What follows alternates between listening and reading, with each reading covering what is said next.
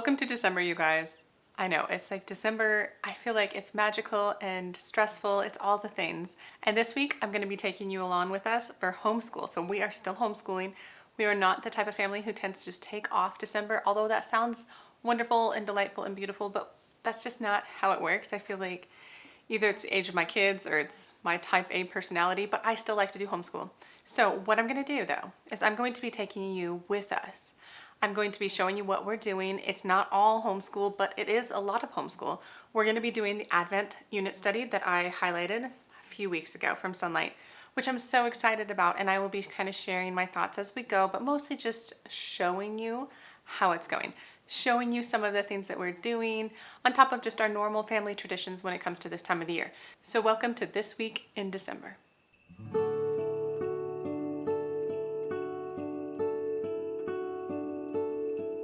Hey friends, my name is Angie, in case you're new here. Like I said, I'm going to be taking you through our week as we homeschool, as we do all the Christmas things.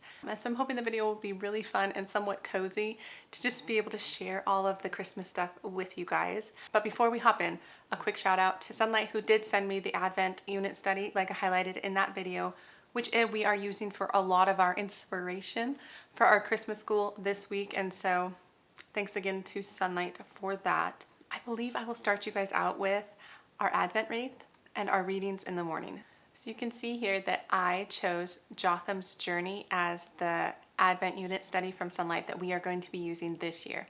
There's 3 unit studies that are somewhat companion novels, I believe. So as we're reading about Jotham, we'll be coming across the path of some of the other characters in the later stories that we will be hopefully tackling in years to come. But I just showed you the quick instructor's guide. We are actually on week 2 of the study. So you can see that I'm also lighting 2 of the Advent candles, which honestly is my kids' favorite part. They love candles. They love blowing out candles. We have to actually take turns, so there's no fighting. But the candles have been a beautiful addition to our morning, because even though we are continuing with a lot of our schoolwork, which I will share with you in just a second, what I decided to do was replace the Bible section of our HBL with the Advent study. It kind of just balances things out. There's some wonderful scripture to talk about as we are reading through Jotham's journey. And so far, so good. We have really enjoyed the story. I feel like I went into it without really knowing much about how these books were written, during what time point, things like that. And I have learned, myself and my kids have learned, that Jotham, our main character, lived during the time of Jesus, actually right before he was born, because obviously this is a Christmas unit study. And so there's points in time when we meet key characters like Zechariah and Elizabeth and her newborn baby, right? And so it was really fun, because then I was like, do those names sound familiar? And we can have extra conversations about just the Christmas story that we've heard for years and years and years, right? And so it's really been good. But I also love the stories because a lot of the chapters end on a cliffhanger. Like there's suspense and there's things going on and he's kind of in trouble and there's people that help him along the way and then there's people that are pursuing him. And so there is like intrigue and suspense, and my kids love that. Jotham stopped dead in his tracks, the icy fingers of fear wrapped around his heart. Nathan had seemed so nice, maybe too nice. Was all this just a ploy to kidnap Jotham and make him a child slave of Quram? Nathan kept walking, and Jotham felt like he should turn and run. But to where? He was in the middle of the wilderness of Judea, next to the Sea of Death, with no idea where to go. Yet panic gripped his legs, and he could not make himself walk into a village where children were slaves. So he stood there on the verge of tears, his fear pulling him in 7 different directions.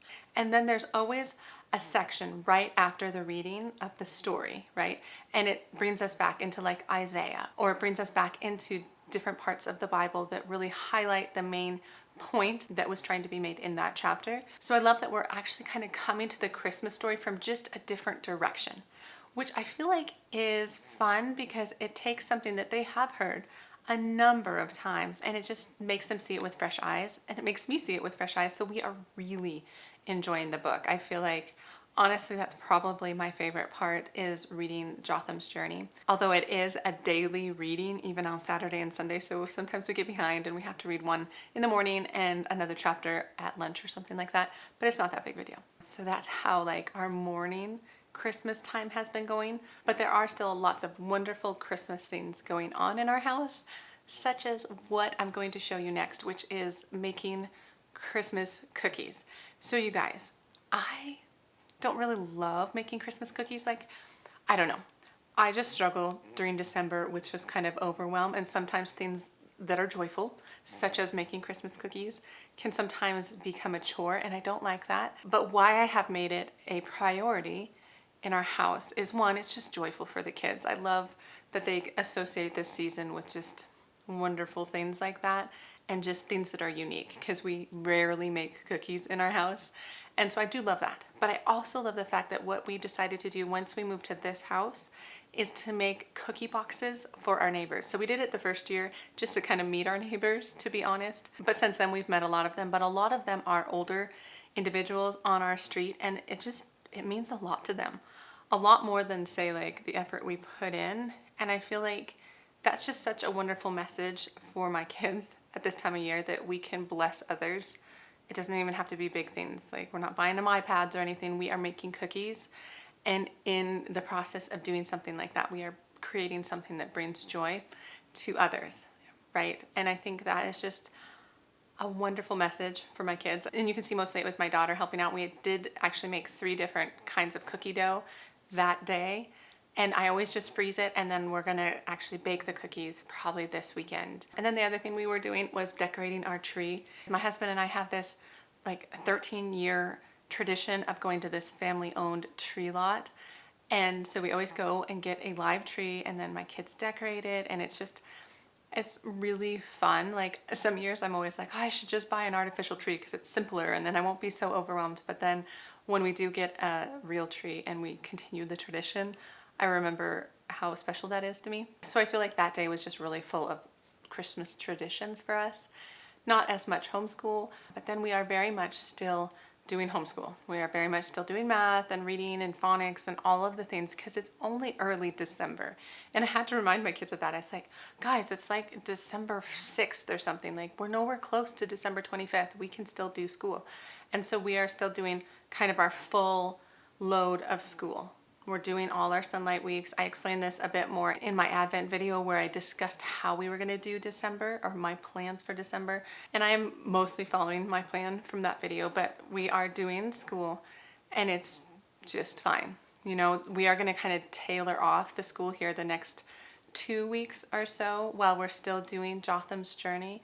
And so it'll just kind of get progressively lighter as we get closer to Christmas. So we have done standard homeschool kind of the whole week. But like I was highlighting in the Advent Unit Study video, is there are a lot of fun things in the unit study. There's a lot of like recipes, Christmas, like snack mixes and ornaments and all of these things. And so this past week, the week I was filming, we were doing a couple different projects. One, we were making a Christmas snack mix. This was so much fun. You guys, my kids have loved it. My husband, who is usually not super into sweets, has been eating it like crazy. He just loves it. So it was a really fun recipe. I really enjoyed it. It was like a lot of different kind of cereals and nuts and white chocolate, basically. So it was a very straightforward recipe that you could also kind of just take and make your own in future years, which I'll probably do. I'll probably kind of bring this one back, even though we won't be doing Jotham's Journey next year. But we did that, and then we tried a Christmas craft. You guys, I'm not very crafty. And so we kind of got this one. It was like to make like a candy holder. So it was like Christmas candy in this jam jar, and you coat the outside with glitter and you make it a snowman. And we did the glitter just fine, as you'll see. And then the putting on of the pieces of the snowman we struggled with. And I don't think I got a picture of this, but eventually everything just kind of drooped. And so I just ended up taking off like kind of the extras, like the googly eyes and stuff. And it's still just a sparkly candy dish. So it was fun. It was a bit of a fail, but it's fine. It still holds candy just fine. So those are just 2 fun aspects of the Advent Unit Study that I just loved. And I didn't have to go onto Pinterest to find them myself, which I love. And then the last thing I want to show you guys is just one clip of us reading a Christmas picture book. Guys, we've done this every day. I just didn't video it because it's kind of a repeat. But this was the kind of last thing we do. I tended to push it to the evening. We would turn on our kind of Yule log on the TV because we don't have a real fireplace, but we'd turn that on. We'd have the Christmas tree lights going, and we would read Christmas picture books. You guys, I love them. There's been some really just wonderful classics on top of just some really good books that have just the clear message of the gospel and the clear message of Jesus and why he was born a baby and just all of those things, which just reinforces. It reinforces the learning and the knowledge that they have, but you know, sometimes gets eclipsed by the excitement of the presents and all the things. So you guys, this week has been fantastic. It really has. I feel like even though we're still doing kind of normal school, we were able to make it special, and I'm anticipating a little bit more rest as we go into December, which is also special for me. I'm ready for that. So I hope you enjoy coming along with us in a little bit of a December week in our life as we're kind of juggling all the things, but trying to do it with joy and with peace and all of those things. So I would love to hear what you do during this time of year. I feel like there's so many different ways to approach the season as a homeschool mom, and so please share down below. I would love to hear from you guys. So otherwise, that is what I have for the video. If you liked it, feel free to give it a thumbs up and subscribe, of course, if you want to. But you guys, I'll be back in the next homeschool video. All right, take care.